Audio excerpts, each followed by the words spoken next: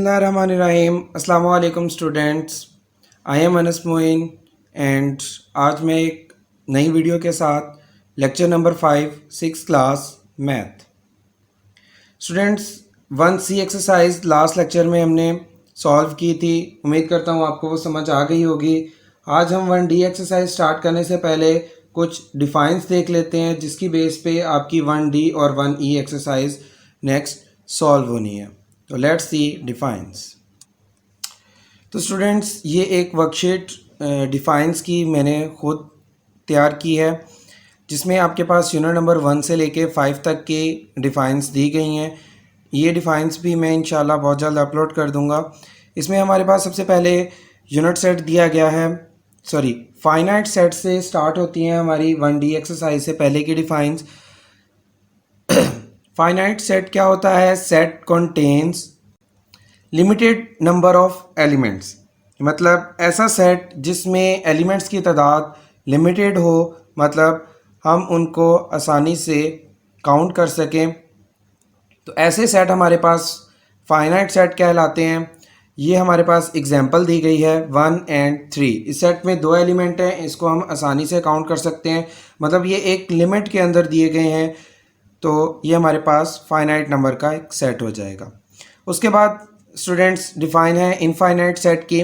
A set contains unlimited number of elements, मतलब ऐसा set जिसमें एलिमेंट्स की तादाद अनलिमिटेड हो जाए, जिसको हम काउंट ही ना कर सकें, बेशुमार तादाद में एलिमेंट्स दिए जाएं। जैसे सैंड पार्टिकल्स ऑन बीच, एक जो है समंदर का बीच है, वहाँ पे सैंड पार्टिकल्स बहुत ज़्यादा होते हैं। Stars on a sky, sky पे स्टार्स की तादाद जिसको हम काउंट नहीं कर सकते, वो बहुत ज़्यादा ह्यूज अमाउंट में होते हैं।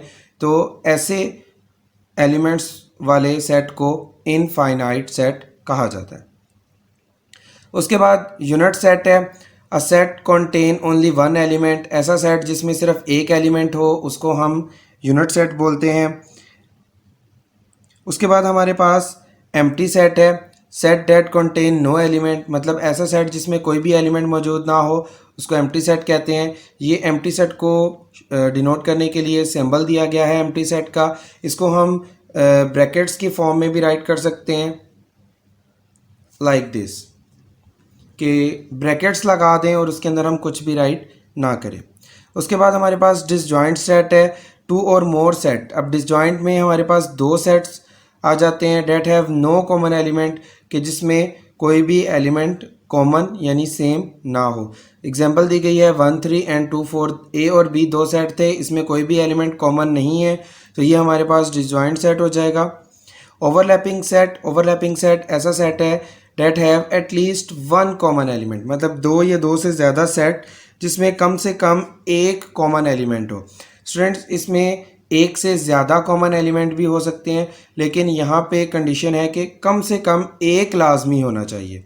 एक से ज़्यादा चाहे 2 हो जाए, 3 4 अप टू सॉन जितने मर्जी हो जाएं, लेकिन कम से कम एक लाजमी होना चाहिए। अगर कोई भी कॉमन नहीं होगा तो वो डिसजॉइंट सेट बन जाएगा, फिर वो ओवरलैपिंग सेट नहीं रहेगा। उसके बाद हमारे पास इक्वल सेट है। इक्वल सेट में भी 2 और मोर सेट आते हैं विच हैव सेम एलिमेंट, मतलब जो एलिमेंट्स आपके पास पहले सेट में दिए गए हैं वही एलिमेंट आपके पास दूसरे सेट में हो तो वो हमारे पास इक्वल सेट कहलाएगा। इक्वलेंट सेट है 2 और more sets that have same number of element, मतलब इक्वल सेट में एलिमेंट्स सेम होने चाहिए और इक्वलेंट सेट में एलिमेंट्स की तादाद सेम होनी चाहिए। ज़रूरी नहीं है कि एलिमेंट भी वही हो। जैसे एग्जांपल में पहले सेट में 1 दिया गया है और दूसरे सेट में 2 दिया गया है। These are the different element in both set but have same number of element, कि पहले सेट में भी एक ही एलिमेंट है और दूसरे सेट में भी एक ही एलिमेंट दिया गया है। उसके बाद स्टूडेंट्स ये सबसेट इक्विवेलेंट सेट है, इक्विवेलेंट सेट हमारा हो गया जिसमें सेम नंबर ऑफ एलिमेंट हो। सबसेट और प्रॉपर सबसेट 1E एक्सरसाइज से पहले की डिफाइंस हैं, तो इंशाल्लाह हम इन्हें 1E से पहले सॉल्व करते वक्त देखेंगे। आइए हम एक्सरसाइज सॉल्व करते हैं 1D। तो स्टूडेंट एक्सरसाइज 1D में हमारे पास सबसे पहला क्वेश्चन है make a list of finite set and infinite set. जैसा कि अभी हमने डिफाइंस में देखा कि फाइनाइट सेट वो होते हैं जिसमें एलिमेंट्स लिमिटेड फॉर्म में हो और इनफाइनाइट वो होते हैं जिसमें एलिमेंट्स अनलिमिटेड फॉर्म में हो। तो यहाँ पे हमारे पास सबसे पहला पार्ट दिया गया है set of countries set of cities in Pakistan. Pakistan में सिटीज़ की तादाद, तो ज़ाहिर सी बात है ये लिमिटेड है, तो ये हमारे पास फाइनाइट नंबर्स का एक सेट हो जाएगा। सेट ऑफ यूनिवर्सिटीज़ इन लाहौर, लाहौर की यूनिवर्सिटीज़ भी हम लिमिटेड फॉर्म में हैं तो वो भी फाइनाइट सेट हो जाएगा।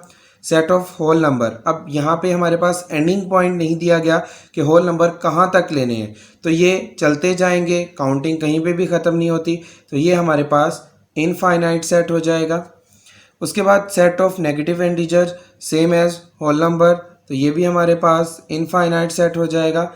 Set of points on a line, एक लाइन सेगमेंट, अब लाइन सेगमेंट को हम मेजर कर सकते हैं जबकि लाइन को हम मेजर नहीं कर सकते। लाइन सेगमेंट का मतलब है कि एक लाइन में 2 पॉइंट्स का शॉर्टेस्ट पाथ, मतलब अगर हम एक लाइन ड्रॉ करते हैं, फॉर एग्जांपल ये मैंने एक लाइन ड्रॉ की है, तो इस पार्ट से लेके इस पार्ट तक ये हमारी लाइन सेगमेंट हो जाएगी और ये पूरी की पूरी हमारी क्या होगी, लाइन होगी। तो जब हम लाइन सेगमेंट की लेंथ को मेजर कर सकते हैं तो इसमें लगे हुए पॉइंट्स को भी मेजर कर सकते हैं, तो ये हमारे पास एक फाइनाइट नंबर का सेट हो जाएगा। और लास्ट पे वोवल लेटर्स ओनली 5 होते हैं अल्फ़ाबेट में, तो ये भी हमारे पास स्टूडेंट्स फाइनाइट नंबर का एक सेट हो जाएगा। Let's see question number 2।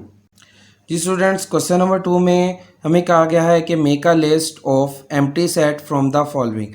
अब हमने बताना है कि एम्प्टी सेट, जैसा कि डिफाइन में हमने रीड किया था कि एम्प्टी सेट हमारे पास ऐसा सेट होता है जिसमें कोई भी एलिमेंट मौजूद ना हो। तो फर्स्ट पार्ट है होल नंबर बिटवीन 9 एंड 10, तो ये हमारे पास एम्प्टी सेट हो जाएगा क्योंकि 9 और 10 के दरमियान में कोई भी होल नंबर नहीं आता, 9 के बाद फ़ौरन ही 10 आ जाता है। People who landed on Mars before 1994, तो ये हमारे पास एम्प्टी सेट आ जाएगा क्योंकि 1994 से पहले मार्स पे कोई भी नहीं जा सका। Set of integers between 4 and 6, तो 4 एंड 6 के दरमियान हमारे पास 5 आ जाता है, तो ये हमारे पास एम्प्टी सेट नहीं होगा, तो इस पर मैं क्रॉस लगा देता हूँ। सेट ऑफ इवन प्राइम, तो हमारे पास 2 एक ऐसा नंबर है जो इवन प्राइम है, यानी 2 इवन नंबर भी है और प्राइम नंबर भी है, तो ये भी एम्प्टी सेट नहीं होगा, तो इस पर भी मैं क्रॉस लगा देता हूँ। 3 डिजिट नंबर ग्रेटर देन 1000, अब 1000 तो ऑलरेडी 4 डिजिट नंबर है, तो इससे बड़ा 3 डिजिट नंबर आ ही नहीं सकता, तो ये भी हमारे पास एक एम्प्टी सेट हो जाएगा। Points of intersection of 2 non parallel lines, students हमारे पास 2 लाइंस दी गई हैं। नॉन पैरेलल का मतलब है जो लाइनें आपस में एक दूसरे को कट कर रही हैं, और वो कह रहा है कि पॉइंट ऑफ इंटरसेक्शन यानी जहाँ पे लाइंस एक दूसरे को कट कर रही हैं, तो यहाँ पे हमारे पास एक ऐसा पॉइंट लाजमी होता है जहाँ पे लाइंस एक दूसरे को कट करती हैं, तो ये भी हमारे पास नॉन एम्प्टी सेट हो जाएगा, तो इसीलिए इसको भी मैं क्रॉस लगा देता हूँ। Let's see question number 3। Question number 3 में स्टूडेंट्स हमारे पास पूछा गया है कि कौन सा पेयर जो है वो इक्वल सेट है। तो जैसा कि मैंने आपको बताया था कि इक्वल सेट वो नंबर्स होते हैं, वो सेट होते हैं जिसके दोनों में सेम एलिमेंट्स दिए गए हों। तो उम्मीद करता हूँ ये एक्टिविटी आप खुद सॉल्व कर सकते हैं। चले प्रैक्टिस के लिए मैं भी आपको सॉल्व करवा देता हूँ। वीडियो देखने के बाद आप इसको खुद ज़ुबानी सॉल्व कीजिएगा, देखकर मत सॉल्व कीजिएगा, इस तरह आपकी प्रैक्टिस भी अच्छी हो जाएगी। तो सबसे पहला सेट हमारे पास 2, 3 और 4 दिया गया है, तो ये हमारे पास इक्वल सेट नहीं होगा, मैं इस पर क्रॉस लगा देता हूँ। सेकंड भी इक्वल सेट नहीं होगा, थर्ड भी इक्वल सेट नहीं होगा क्योंकि इसमें वोवल लेटर्स हैं, इसमें ABC है। 2 और इवन प्राइम, तो ये हमारे पास इक्वल हो जाएगा क्योंकि 2 जो है और इवन प्राइम ये भी 2 ही होता है। मल्टीपल ऑफ 7 लेस देन 30, लेकिन इसमें 7 नहीं दिया गया, तो ये भी हमारे पास इक्वल सेट नहीं होगा। 0, इसमें एक एलिमेंट मौजूद है, इसमें कोई भी एलिमेंट मौजूद नहीं है। CABC और CBA ये हमारे पास इक्वल सेट हो जाएगा। तरतीब मैटर नहीं करती, लेकिन एलिमेंट्स सेम होने चाहिए। इसमें NILE है, इसमें MILE है, तो ये भी हमारे पास इक्वल नहीं होगा। ATE और ये भी हमारे पास इक्वल हो जाएगा क्योंकि इसमें एलिमेंट्स सेम है। इवन नंबर लेस देन 4 और 2 ये भी इक्वल हो जाएगा। 4 से छोटे इवन नंबर 2 ही होता है और दूसरे सेट में भी हमारे पास 2 दिया गया है। और the last one is S M Q M Q S both are same, तो ये भी हमारे पास इक्वल नंबर का सेट हो जाएगा। आज के लिए इतना ही। इंशाल्लाह क्वेश्चन नंबर 4 1D एक्सरसाइज का नेक्स्ट वीडियो में। तब तक के लिए अल्लाह हाफिज़, टेक केयर।